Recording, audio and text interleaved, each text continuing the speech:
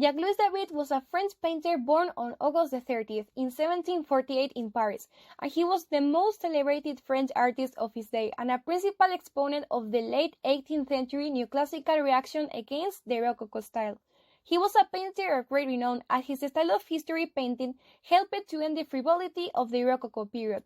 In the 1780s, his painting marked a change in taste away from Rococo frivolity toward classical austerity and severity and heightened feeling, harmonizing with the moral climate of the final years of the Asian region, moving art back to the realm of classical austerity.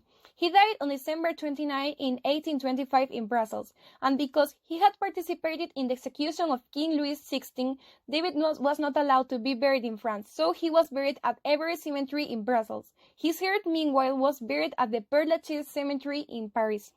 About his life as an artist. When David showed an interest in painting, his aunt and uncle sent him to Francois Boucher, a leading painter of the time and a family friend. Boucher was a Rococo painter, but the Rococo era was giving way to a more classical style, so Boucher decided to send David to his friend Joseph-Marie Vian, a painter more in tune with the neoclassical reaction to Rococo. At the age of 18, he was enrolled at the Royal Academy of Painting and Sculpture. After several failures in competitions during a period that included a suicide attempt, apparently by avoiding food, in 1774 he finally obtained the Prix de Rome, a government scholarship that ensured well-paid commissions in France.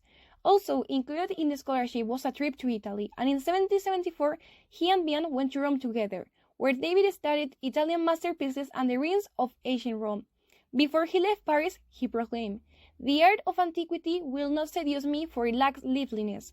Instead, he became interested in the neoclassical ideas originated in Rome by, among others, the German painter Anton Raphael Mengs and the art historian Johann Joachim Winckelmann. Back in Paris in 1780, and to much acclaim, David exhibited Belisarius' Askinauns, in which he combined his own approach to antiquity with a neoclassical style reminiscent of Nicolas Poussin. In 1782, David married Marguerite Pecul, whose father was an influential building constructor and the superintendent of construction at the Louvre. David began to prosper at this point, and he was elected to the Académie Royale in 1784 on the heels of his Andromache mourning Hector. That same year, David returned to Rome to complete Oaths of Dirathi, whose austere visual treatment was a sharp departure from the prevailing Rococo style of the time. Exhibited in the official Paris Salon of 1785, the painting created a sensation and was regarded as a declaration of an artistic movement that would put an end to the delicate frivolity of the Rococo period. It also came, before too long, to symbolize the end of aristocratic corruption and a return in France to the patriotic morals of the Republican Rome. In 1787, David displayed Death of Socrates, and 2 years later, in 1789, he unveiled the lictors bringing to Brutus the bodies of his son. At this point, the French Revolution had begun, and thusly, this portrayal of Brutus, the patriotic Roman consul who ordered the death of his traitorous sons to save the Republic, took on political significance, as did David himself. About his paintings. One of David's most famous works, The Death of Marat of 1793, portrays the famous French revolutionary figure dead in his bath after an assassination. David won wide acclaim with his huge canvases on classical themes, for example, the Oaths of Dirathi.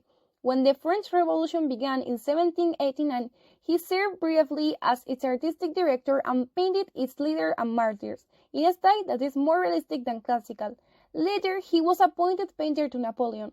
Although he was a painter of historical events, David was also a great portraitist, for example, the portrait of Madame Recamier of 1800. He portrayed many people since he continued painting until his death in Brussels.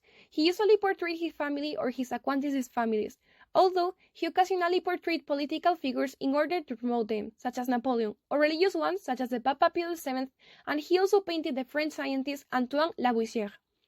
He was influenced by different elements of the classic art.